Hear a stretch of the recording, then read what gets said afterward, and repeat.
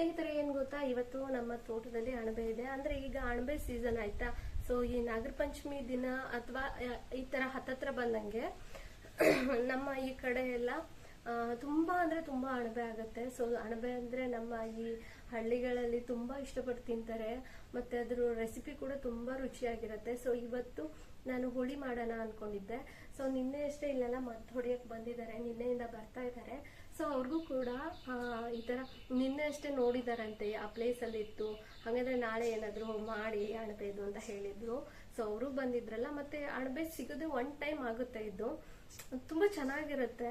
So ಅದಕ್ಕೋಸ್ಕರ ಇವತ್ತು ಅಣಬೆದ್ದು ಹುಳಿ ಮಾಡೋಣ ಅನ್ಕೊಂಡಿದ್ದೀನಿ.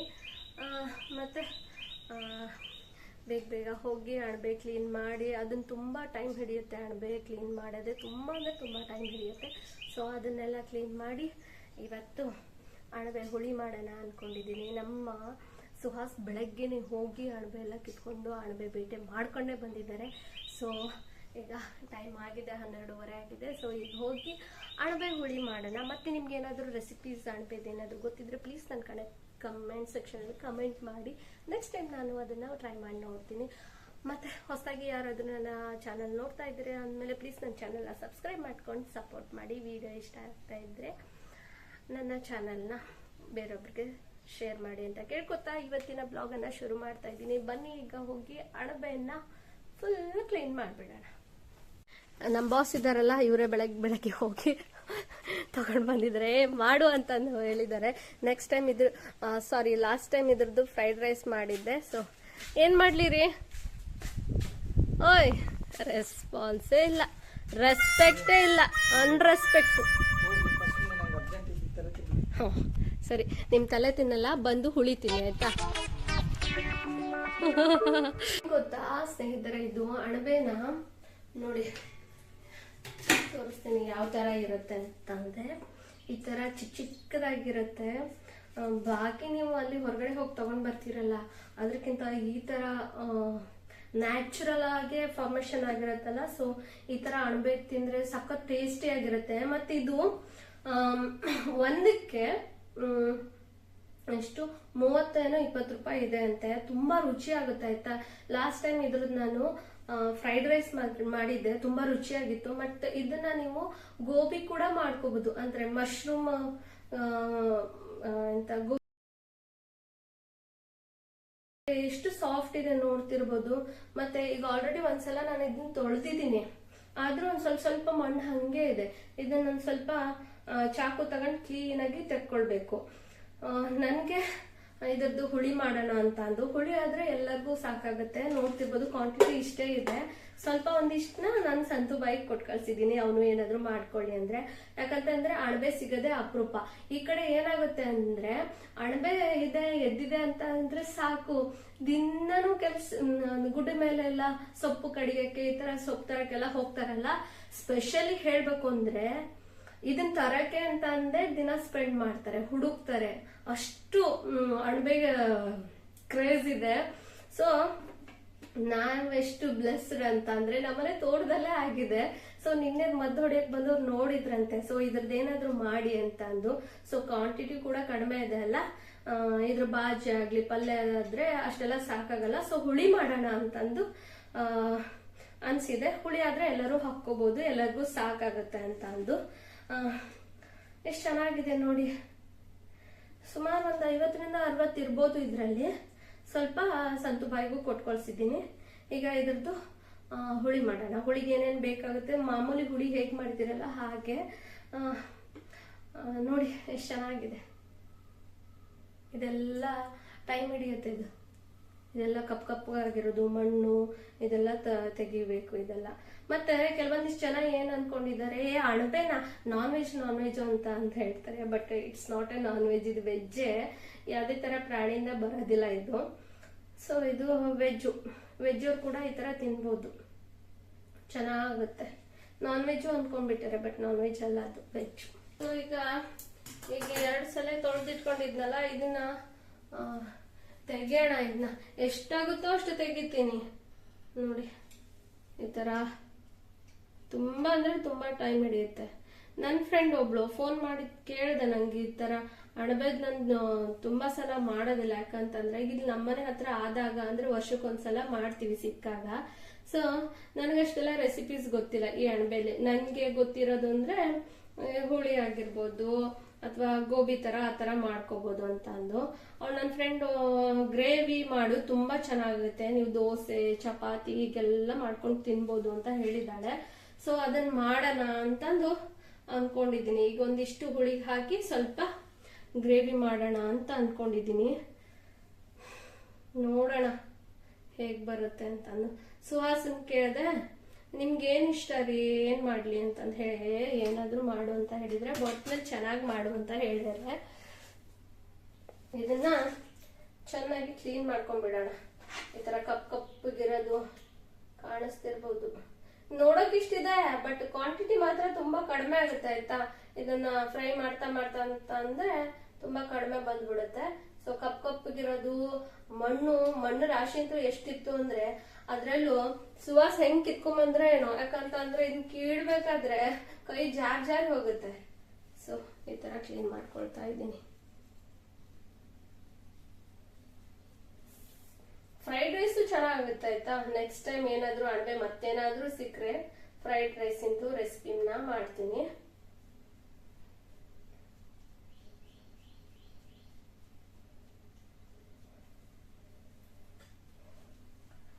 ಒಂದೊಂದೇ ತೆಗಿಯೋದು ಅಂದ್ರೆ ಸುಮಾರು ಟೈಮೇ ಬೇಕಿದಕ್ಕೆ. ಚೆನ್ನಾಗಿ ಇದನ್ನ ತೆಕ್ಕೊಂಡ್ ಬಿಡೋಣ.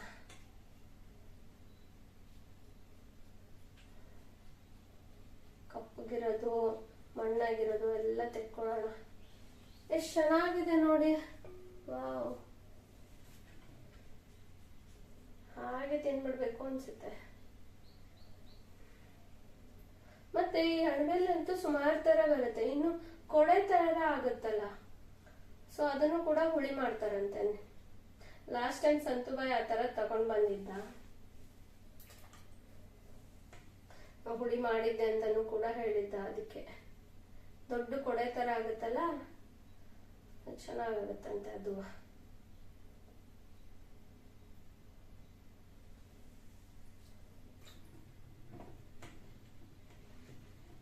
ಎಷ್ಟು ಪುಟ್ಟದಾಗಿದೆ ನೋಡಿ.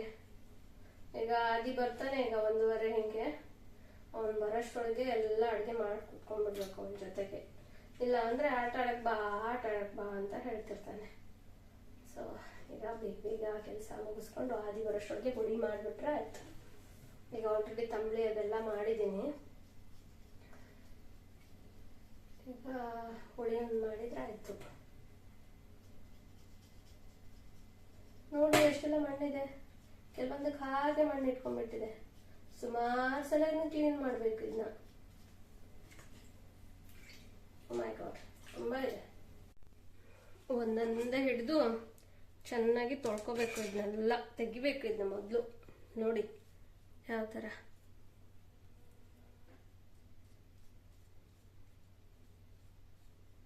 ಇದನ್ನ ನೀವು ಈ ತರ ಹುಳಿ ಮಾಡಿದ್ರೆ ಈ ಕಡೆ ದೋಸೆಗೂ ಹಾಕೊಳ್ತಾರೆ, ಮತ್ತೆ ಅಕ್ಕಿ ರೊಟ್ಟಿ, ಈ ಕಡೆ ಸಿರ್ಸಿ ಸಿದ್ದಾಪುರ ಸೈಡ್ ಅಂತೂ ತುಂಬಾ ಮಾಡ್ತಾರೆ. ಈ ಟೈಮಲ್ಲಿ ಕಳಲೆ ಪಲ್ಯ, ಅಕ್ಕಿ ರೊಟ್ಟಿ ಆ ಥರದೆಲ್ಲ ತುಂಬಾ ಚೆನ್ನಾಗಿ ಮಾಡ್ತಾರೆ. ಅಂದ್ರೆ ನಾನೆಲ್ಲ ಹಾಸ್ಟೆಲ್ ಜೀವನ ಕಳೆದಿರೋದೆಲ್ಲ ಸಿದ್ದಾಪುರದಲ್ಲೇ. ಸೊ ಹಾಗಾಗಿ ಗೊತ್ತಿದೆ ನನಗೆ. ನನ್ನ ಫ್ರೆಂಡ್ ಮನೆಯಲ್ಲಿ ಮಾಡ್ತಿದ್ರು. ಅಕ್ಕಿ ರೊಟ್ಟಿ ಕಳಲೆ ಪಲ್ಯನೂ ತುಂಬಾ ಚೆನ್ನಾಗುತ್ತೆ. ನೋಡಿ ಯಾವ ತರ ಇದೆ.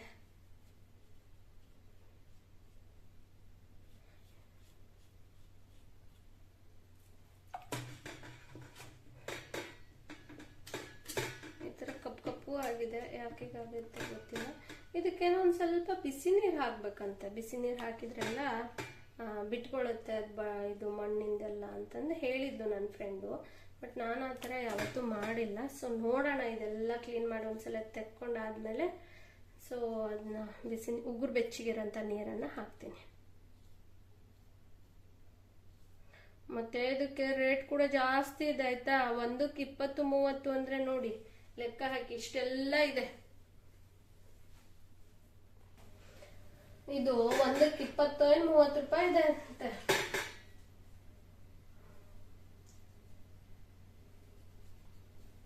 ಮತ್ತೆ ಈ ತರದ್ದು ಏನಾದ್ರು ಅಣಬೆದಂತೂ ಈ ಕಡೆ ತುಂಬಾ ಜನನು ಈ ಟೈಮಲ್ಲಂತೂ ಬೆಟ್ಟಕ್ಕೆಲ್ಲ ಹೋಗ್ತಿರ್ತಾರೆ. ಅದಕ್ಕೆ ಅಂತಾನೆ ಪರ್ಪಸ್ಫುಲಿ ಅಣಬೆ ತಗೊಂಡ್ ಬರಕ್ಕೆ ಅಂತಾನೆ ಹೋಗಿರ್ತಾರೆ. ಆ ಕೊಡೆ ಹಿಂಗ ಅಗ್ಲಾಗಿರುತ್ತಲ್ಲ, ಸೊ ಅದನ್ನು ಕೂಡ ತಗೊಂಡ್ ಬರ್ತಾರಂತೆ. ಎಲ್ಲಿ ಸಿಕ್ಕರು ಬಿಡೋದಿಲ್ಲ. ಒಬ್ಬೊಬ್ರು ಮನೇಲಿ ಆಗಿದ್ರು ಕದ್ದರು ಹೋಗಿ ಹರ್ಕೊಂಡ್ ಬರ್ತಾರೆ, ತಕೊಂಡ್ ಬರ್ತಾರೆ. ಅಷ್ಟು ಇಷ್ಟಪಟ್ಟು ತಿಂತಾರಂತೆ ಈ ಅಣಬೆನ.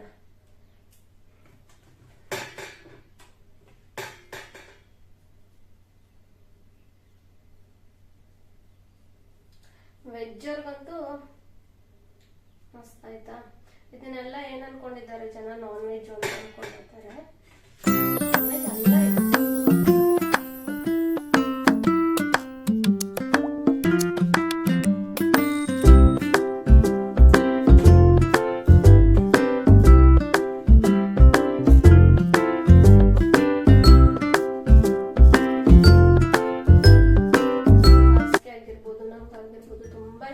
ಇದು.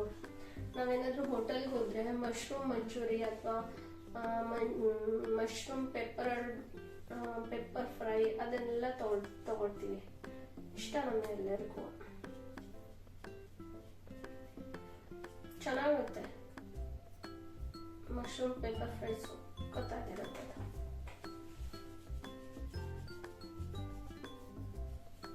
ನೋಡಿ ಹೀಗೆ ನೋಡಿ ಕಾಣಿಸ್ತಿರ್ಬೋದಲ್ಲ, ಈ ತರ ಬರ್ತಾ ಇದೆ. ಇದನ್ನ ಇನ್ನ ಕ್ಲೀನ್ ಮಾಡಿ ತೆಗಿಬೇಕು. ಈಗ ಒಂದ್ಸಲ ಈ ತರ ಮಾಡ್ಕೊಂಡ್ ಬಿಡ್ತೀನಿ.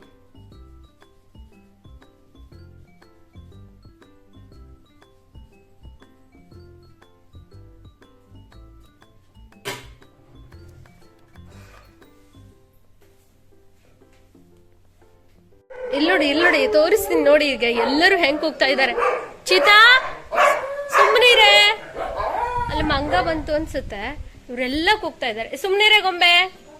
ಚೀತಾ ಎಲ್ಲೋ ನುಗ್ಗೆ ಮರದಲ್ಲೋ ಅಥವಾ ಬಾಳೆ ಗಿಡದಲ್ಲೋ ಇರ್ಬೋದು ನೋಡಿ. ಚೀತಾ, ಟೈಗರು, ಚಿಮ್ಮಿ, ಗೊಂಬೆ ಸ್ಟೇ, ಸಿಟ್ ಡೌನ್, ಸಿಟ್, ರಿಲ್ಯಾಕ್ಸ್, ಸ್ಟೇ, ಸುಮ್ಮನೆ ಇರು, ಸ್ಟೇ. ಇವಳು ಹೇಳಿದ್ದೆಲ್ಲ ಕೇಳ್ತಾಳೆ ಆಯ್ತಾ. ಗೊಂಬೆನು ಚೀತಾನೆ ಕೇಳ್ತಾಳೆ, ಅಂದಿದ್ದೇ ತಡ.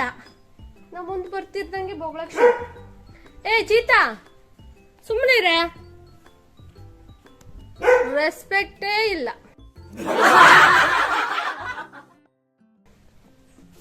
ಇಲ್ಲ ಹಾಗೇನಿಲ್ಲ, ಅವರೆಲ್ಲ ಹೇಳಿದ ಮಾತು ಕೇಳ್ತಾರೆ. ಸುಮ್ಮನಿರ್ರೆ. ನೋಡಿ ಎಷ್ಟು ಚೆನ್ನಾಗಿದೆ ವಾತಾವರಣ. ಇವತ್ತು ಯಾಕೋ ಮಳೆ ಇಲ್ಲಪ್ಪ. ನಿನ್ನೆ ಎಷ್ಟು ಮಳೆ ಅಂದರೆ ದೇವ್ರೆ, ಮಳೆ ನಿಲ್ಲಪ್ಪ ಸಾಕು ಅನ್ಸಿತ್ತು. ಯಾಕಂತಂದ್ರೆ ಮದ್ದು ಹೊಡಿಯಕ್ಕೆ ಬಂದಿದ್ರು. ಇವತ್ತು ಬಂದಿದ್ದಾರೆ. ನಿನ್ನೆ 1-2:30ವರೆಗೂ ಅಷ್ಟೇ ಆಗಿದೆ ಆಯ್ತಾ. ಸಿಕ್ಕಾಪಟ್ಟೆ ಮಳೆ, ಬಟ್ ನೈಟ್ ಮಳೆ ಇಲ್ಲ. ಇವತ್ತು ಬಿಸಿಲಿದೆ, ಥ್ಯಾಂಕ್ ಗಾಡ್. ನೋಡಿ ಎಷ್ಟು ಚೆನ್ನಾಗಿದೆ ವಾತಾವರಣ ಇವತ್ತು. ಗೊಂಬೆ ಎಂತ ಹೋಗ್ತೀಯಾ ನೀನು? ಮಂಗು ನೋಡ್ಸಲು ಹೋಗ್ತೀಯಾ ನೀನು? ಮಂಗು ನೋಡಿಸ್ತೀಯಾ? ಇಲ್ಲಿ ನೋಡಿ ನೀನು. ನೀ ಶಾಣಿ ನೀನು ಅಂತ ಬೇಕು ನಿಂಗೆ. ಮಂಗನ್ ಹಿಡಿಯೋದು ಬೇಡ, ಈಗ ಕೂತ್ಕ ಸುಮ್ಮನೆ. ಸೊ ಈಗ ಸ್ನೇಹಿತರೆ ಏನು ಗೊತ್ತಾ, ಮಶ್ರೂಮ್ ತೊಳೆದಿಟ್ಟಿದ್ನಲ್ಲ, ಈಗ ಚೆನ್ನಾಗಿ ಅದನ್ನ ಕಟ್ ಮಾಡ್ಕೊಳ್ಳೋಣ ಅಂತ ಅಂದು ನೋಡ್ತಿರ್ಬೋದು. ಈ ಥರ ನಾನು ಕಟ್ ಮಾಡ್ತಾ ಇದ್ದೀನಿ ಹುಳಿಗೆ. ಈಗೆಲ್ಲಾನು ಇದನ್ನೆಲ್ಲಾನು ಚೆನ್ನಾಗಿ ಕಟ್ ಮಾಡ್ಕೊಂಡ್ಬಿಡೋಣ. ಮಾಡೋಕ್ಕೂ ಟೈಮ್ ಬೇಕು, ಮತ್ತೆ ಸ್ಪೇಸು ಕೂಡ ತುಂಬಾ ಜಾಸ್ತಿ ಬೇಕಾಗುತ್ತೆ. ಇದರಲ್ಲಿ 2 ಟೈಪ್ಸ್ ಮಾಡ್ಕೊಂಡಿದ್ದೀನಿ. ಒಂದ್ ಸ್ವಲ್ಪ ದೊಡ್ಡದಿರೋದು, ಹಾಗೆ ಒಂದ್ ಸ್ವಲ್ಪ ಚಿಕ್ಕದಿರೋದು. ಮೊದಲೆಲ್ಲ ಚಿಕ್ಕದಿರೋದನ್ನ ಈ ತರ ಎಲ್ಲ ಕಪ್ಪಾಗಿರೋದು ರಿಮೂವ್ ಮಾಡ್ಕೊಳ್ತಾ ಇದ್ದೀನಿ. ಅದನ್ನ ಈ ತರ ಮಧ್ಯೆ ಒಂದರಲ್ಲಿ 2 ಈ ತರ ಸೀಳ್ಕೊಳ್ತಾ ಇದ್ದೀನಿ.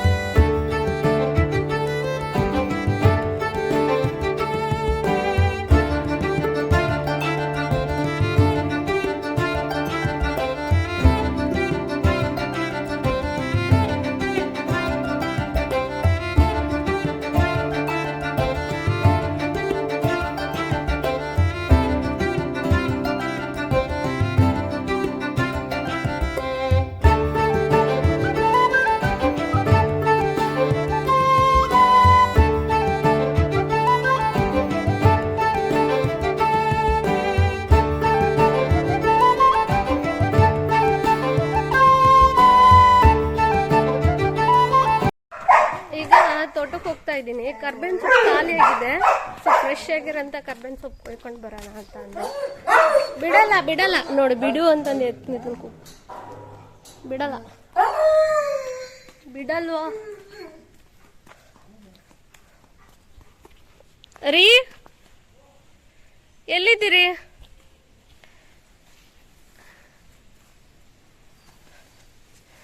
ಈಗ ತೋಟಕ್ಕೆ ಹೋಗ್ತಾ ಇದ್ದೀನಿ. ಫ್ರೆಶ್ ಆಗಿರೋಂಥ ಕರ್ಬೇವಿನ ಸೊಪ್ಪು ಕೊಯ್ಕೊಳ್ಳೋಣ ಅಂತ ಅಂದು. ಕರ್ಬೇವಿನ ಸೊಪ್ಪು ಅಲ್ಲಿ, ಆದರೆ ನಂಗೆ ಅಲ್ಲಿ ಹತ್ತಕ್ಕಾಗಲ್ಲ. ಸುವಾಸಕ್ಕೆ ಹೇಳಿದ್ದೀನಿ ಅವ್ರಿಗೆ.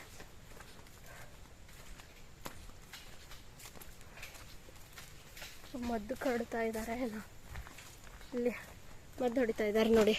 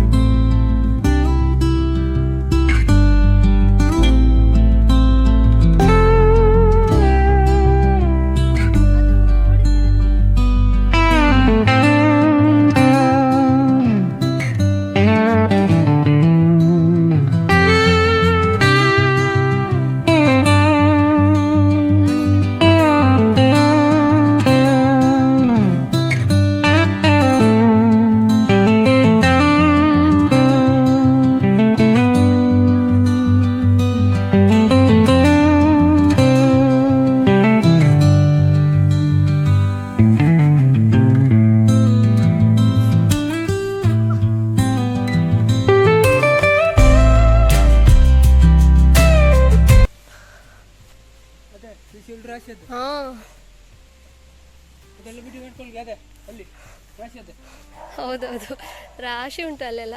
ರಾಶಿ ಬಿತ್ಕೊಂಡಿತ್ತಲ್ಲ ಲಾಸ್ಟು ಸೀಸನಲ್ಲೆಲ್ಲ. ಈಗ ಕರ್ಬೇವಿನ ಸೊಪ್ಪು ಕೊಯ್ಯೋಣ.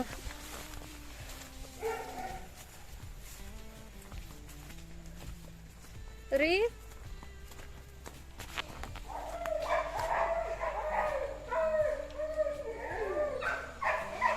ಎಲ್ಲಿದೀಯಪ್ಪ? ಕಾಣ್ತಾನೆ ಇಲ್ಲ. ನೋಡ್ತೀನಿ, ನಾನೇ ಟ್ರೈ ಮಾಡಿ ನೋಡ್ತೀನಿ. ನಾನೇ ಹತ್ತಿ ನೋಡ್ತೀನಿ. ನಂಗೆ ಅಲ್ಲಿ ಹೋಗೋಕ್ಕಾಗಲ್ಲ, ಜಾರುತ್ತೆ. ಅವ್ರಿಗಾದ್ರೂ ರೂಢಿ ಇದೆ. ನೋಡೋಣ ಹೋಗಿ. ಅಯ್ಯಪ್ಪ, ಓಹ್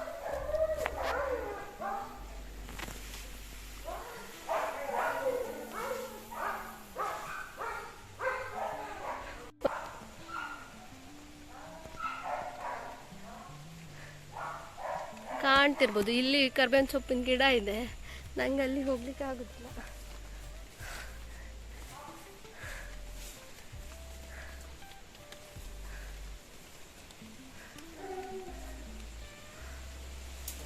ಹಾಂ, ಸ್ವಲ್ಪ ಸಾಕು. ಹಾಂ, ಸಾಕು ಅಷ್ಟು ಸಾಕು.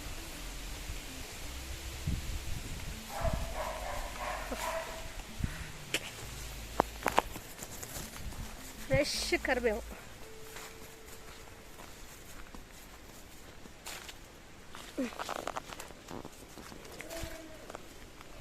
ಅಯ್ಯೋ ಅಯ್ಯೋ ಅಯ್ಯೋ ಅಯ್ಯೋ.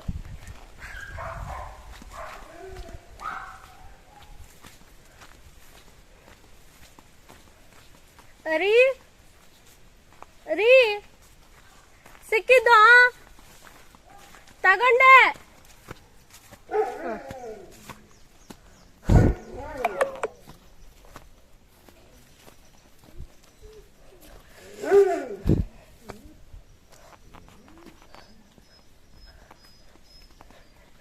ಚಿತಾ ಫ್ರೆಶ್ ಕರ್ಬೇವು ಎಷ್ಟು ಫ್ರೆಶ್ ಇದೆ ನೋಡಿ. ಏನೇ ಬಿಡಲ್ಲ, ಬಿಡು ಅಂತ ಹೇಳ್ತಾರೆ. ಗೊಂಬೆ ಓನೆ ಜಬರ್ದಸ್ತ್ ಹುಳಿ ಮಾಡಿಬಿಡುವ ಈಗ.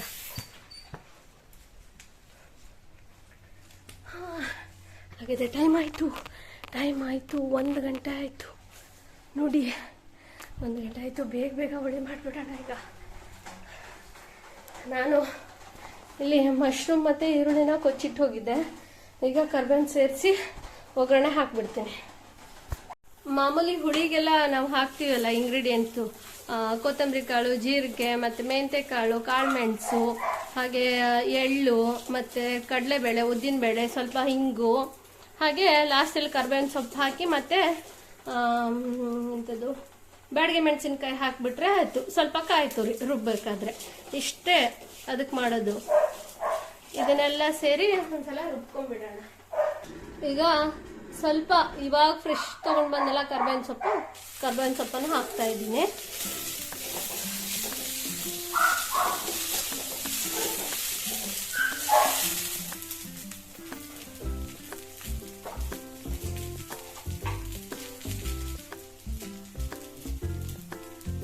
ಸ್ವಲ್ಪ ಹಿಂಗು.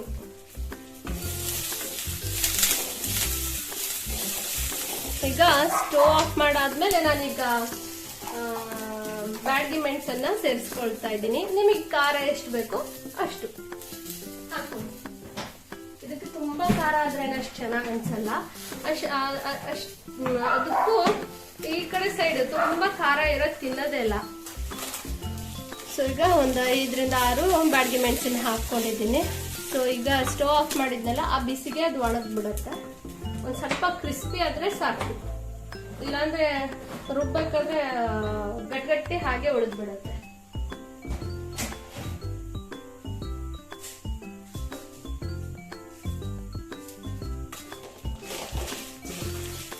ಇದ್ರ ಜೊತೆಗೆ ಸ್ವಲ್ಪ ಈಗ ಕಾಯಿ ತುರಿನ ಸೇರಿಸ್ಬಿಟ್ರೆ ಆಯ್ತು. ಈಗ ನೋಡಿ, ನಾನೊಂದು ಸ್ವಲ್ಪ ತೆಂಗಿನ ಎಣ್ಣೆನ ಹಾಕೊಂಡಿದ್ದೀನಿ. ಎಲ್ಲ ನೀರಿನ ಅಂಶ ಚಿಟಪಟ ಅಂದು ಹೋಗ್ಬಿಡುತ್ತೆ.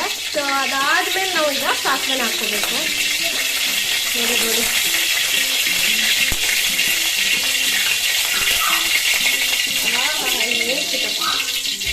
ಈಗ ಸ್ವಲ್ಪ ಸಾಸಿವೆ ಕಾಳನ್ನ ಹಾಕೊಳ್ತಾ ಇದ್ದೀನಿ. ಸಾಸಿವೆ ಎಲ್ಲ ಚಿಟಪಟ ಅಂದು ಸಿಡಿದ್ಬಿಡ್ಲಿ.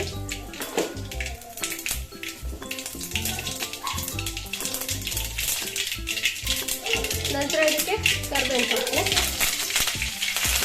ನೋಡಿ ಕರ್ಬೇವಿನ ಸೊಪ್ಪು,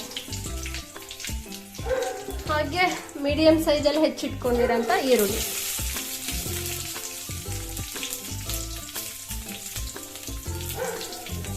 ಈರುಳ್ಳಿನ ಚೆನ್ನಾಗಿ ಫ್ರೈ ಮಾಡ್ಕೊಳ್ಳೋಣ. ಒಂದು ಸ್ವಲ್ಪ ಬ್ರೌನಿಶ್ ಕಲರ್ ಬರಲಿ. ಸೊ ಈಗ ಈರುಳ್ಳಿಗೆ ಸ್ವಲ್ಪ ಉಪ್ಪನ್ನು ಸೇರಿಸ್ಕೊಳ್ತಾ ಇದ್ದೀನಿ. ಈಗ ಒಂದ್ಸಲ ಫ್ರೈ ಮಾಡ್ಕೊಂಡ್ಬಿಡುವ.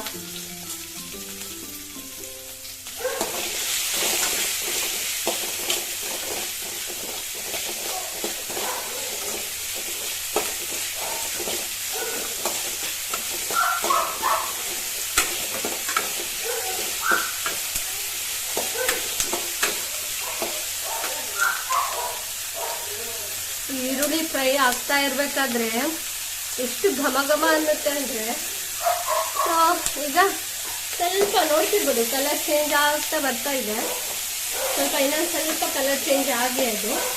ನಂತರ ಇದಕ್ಕೆ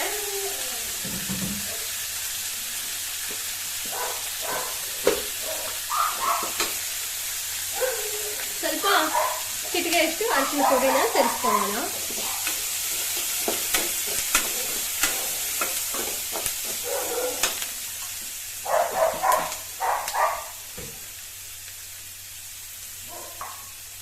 ಈಗ ಇದಕ್ಕೆ ಹೆಚ್ಚಿಟ್ಕೊಂಡಿರಂತಹ ಮಶ್ರೂಮ್ನ ಹಾಕೊಳ್ತಾ ಇದ್ದೀನಿ.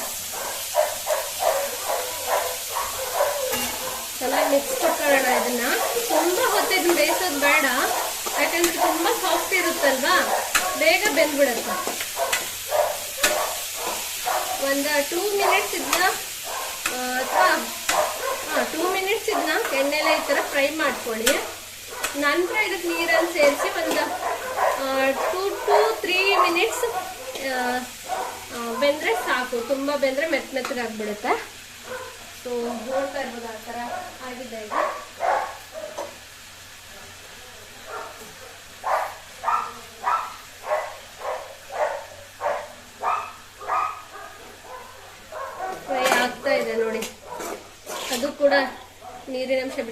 ಇರಿ.